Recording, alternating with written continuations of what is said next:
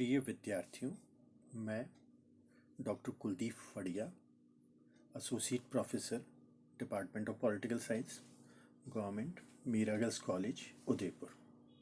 आज हम द्वितीय वर्ष राजनीति विज्ञान के पेपर प्रथम आधुनिक संविधान के अंतर्गत संयुक्त राज्य अमेरिका की कांग्रेस के द्वितीय सदन सीनेट का अध्ययन करेंगे और हम ये देखेंगे कि सीनेट का संगठन किस प्रकार का होता है, सीनेट किस रूप में अमेरिकी व्यवस्था में प्रभावशाली भूमिका में है।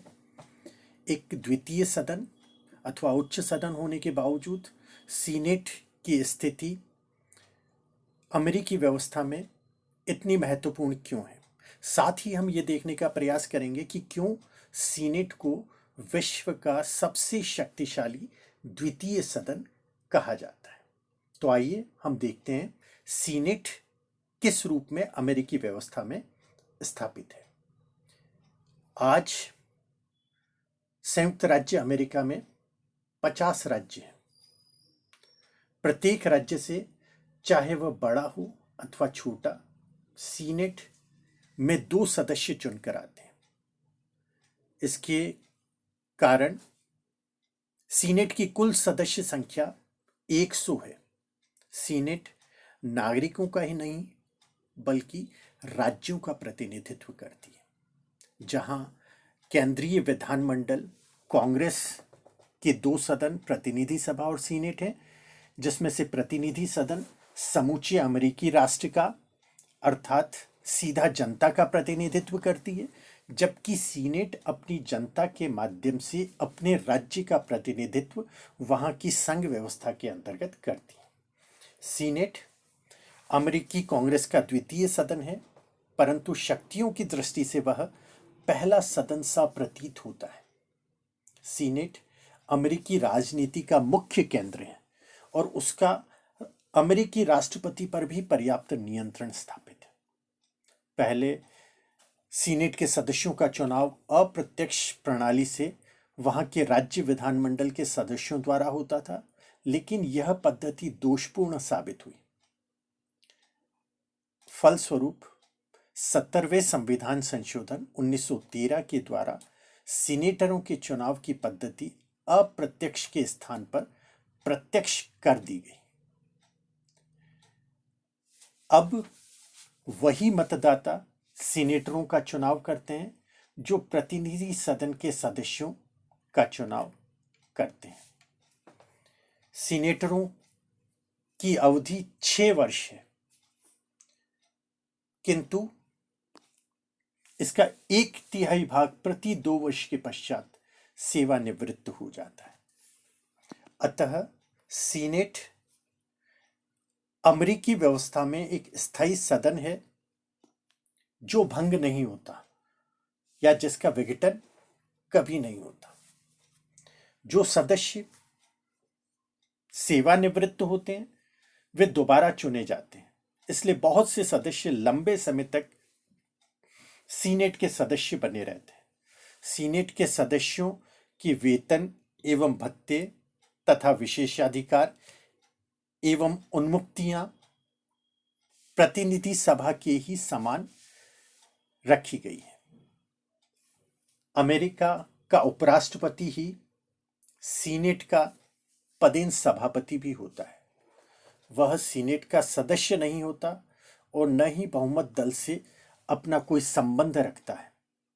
वह सदन की अध्यक्षता करता है, लेकिन सदन की बहस में भाग नहीं लेता। वाद विवाद में उसका कोई हिस्सा नहीं होता। केवल उसी समय अपने मत का वह प्रयोग करता है जबकि किसी विषय पर सदन में बराबर मत गिरें या मत बराबर हो जाएं। यह उसका निर्णायक मत कहलाता है, जिसका प्रयोग वह अपने विवेकानुसार ही करता है। यहां हम आते हैं कि कौन व्यक्ति सीनेट का सदस्य बन सकता है या सीनेट का सदस्य बनने के लिए क्या योग्यता आवश्यक है। तो कहा जाता है, पहला तो वह 30 वर्ष की आयु पूरी कर चुका हो।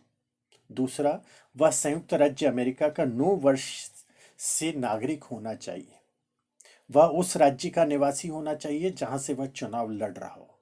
वह किसी सरकारी लाभ के पद पर आसीन व्यक्ति नहीं होना चाहिए। लॉर्ड ब्राइस सीनेट के बारे में कहते हैं, सीनेट शासन में गुरुत्वाकर्षण का केंद्र है।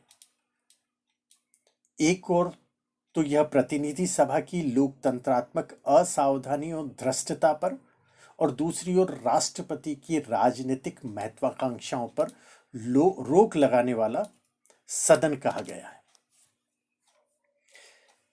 हम सीनेट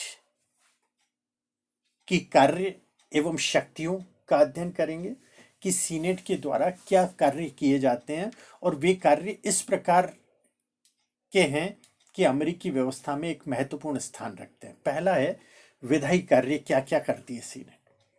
तो अमेरिकी संविधान के अनुच्छेद 1 में कहा गया है कि विधायी शक्तियां एक कांग्रेस पे निहित है, जो सीनेट तथा प्रतिनिधि सभा नामक 2 सदनों से मिलकर बनती है।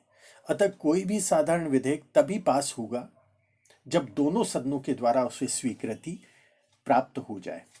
यदि किसी विषय पर कांग्रेस के दोनों सदनों में गतिरोध उत्पन्न हो जाए तो उसको हल करने के लिए एक कॉन्फ्रेंस कमेटी स्थापित की जाती है। परंतु सीनेट की इतनी शक्तियां हैं कि वह प्रतिनिधि सभा के समान विधायी रूप से अपनी शक्तियों का प्रयोग करती है। दूसरा है संविधान संशोधन संबंधी शक्तियां। यहां कहा जाता है कि संविधान का कोई भी संशोधन यदि होगा तो वह जिस रूप में प्रतिनिधि सभा से पास होगा उसी रूप में सीनेट से भी पास होना चाहिए। अर्थात दोनों सदनों के 2/3 बहुमत की स्वीकृति के पश्चात ही कोई संविधान संशोधन पारित माना जाएगा अमेरिकी कांग्रेस से, और राज्यों के पास जाएगा अपने अगली चरण में पास होने के लिए। तीसरा, कार्यपालिका संबंधी शक्तियां। अमेरिकी शासन व्यवस्था में शक्ति पृथक्करण तथा नियंत्रण एवं संतुलन के सिद्धांत को अपनाया गया है, जिसके कारण अमेरिकी सीनेट के कार्यपालिका संबंधी अधिकार अत्यंत विस्तृत हैं। वह राष्ट्रपति पर नियंत्रण बनाए रखने का काम करती है, और इसके लिए उसके पास 2 महत्वपूर्ण शक्तियां हैं। पहली शक्ति वह यह है कि वह राष्ट्रपति द्वारा जितने भी बड़े संघीय अधिकारियों की नियुक्ति की जाती है उनको पुष्टिकरण का काम करती है। और दूसरा, जब राष्ट्रपति विदेशों के साथ या कोई अंतर्राष्ट्रीय संधियों को करते हैं तो सीनेट के द्वारा उसका पुष्टिकरण किया जाना अति आवश्यक है। जब भी कोई संधि लागू की जाएगी तो वह तब तक नहीं हो सकता जब तक सीनेट अपने 2/3 बहुमत से उस संधि को स्वीकार करते हुए उसका पुष्टिकरण न कर दे। सीनेट के द्वारा युद्ध एवं शांति की घोषणा की जाती है। सीनेट को प्रतिनिधि सदन के साथ मिलकर युद्ध एवं शांति की घोषणा करने का अधिकार है। इसके अलावा सीनेट न्यायिक शक्तियों का भी प्रयोग करती है। सीनेट को संविधान में राष्ट्रपति, उपराष्ट्रपति और सभी सैनिक अधिकारियों को महाभियोग के द्वारा हटाने का अधिकार प्राप्त है। महाभियोग की कार्यवाही प्रतिनिधि सभा द्वारा शुरू की जाती है, और सीनेट एक न्यायालय के रूप में बैठता है और न्यायालय के रूप में राष्ट्रपति के विरुद्ध लगाए गए आरोपों की जांच करता है। और जब ये जांच चल रही होती है तो उसकी बैठकों की अध्यक्षता उच्चतम न्यायालय का मुख्य न्यायाधीश करता है। यदि दोषी साबित हो जाए राष्ट्रपति तो उसे अपने पद से हटाया जा सकता है। इसके अतिरिक्त सीनेट के पास कई अन्य महत्वपूर्ण शक्तियां भी हैं, और ये उसके विशेषाधिकार के रूप में काम करती हैं, जिसमें है सीनेट के द्वारा उपराष्ट्रपति का निर्वाचन किया जाता है। जब राष्ट्रपति चुनाव होता है तो उसके साथ ही उपराष्ट्रपति का भी चुनाव हो जाता है। लेकिन यदि उपराष्ट्रपति पद के लिए किसी उम्मीदवार को पूर्ण बहुमत प्राप्त न हो तो उन 2 उम्मीदवारों में से जिन्हें सर्वाधिक मत मिले हों किसी एक को सीनेट के द्वारा उपराष्ट्रपति निर्वाचित किया जा सकता है। प्रतिनिधि सभा द्वारा पारित वित्त विधेयक में भी सीनेट को संशोधन करने का अधिकार प्राप्त है।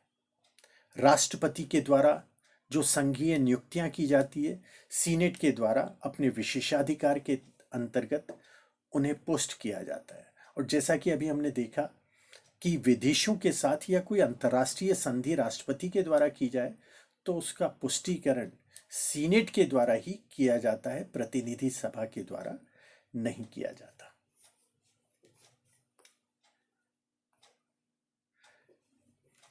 सामान्य रूप से देखते हुए हम कह सकते हैं कि दोनों सदनों के अधिकार शक्तियां लगभग समान हैं।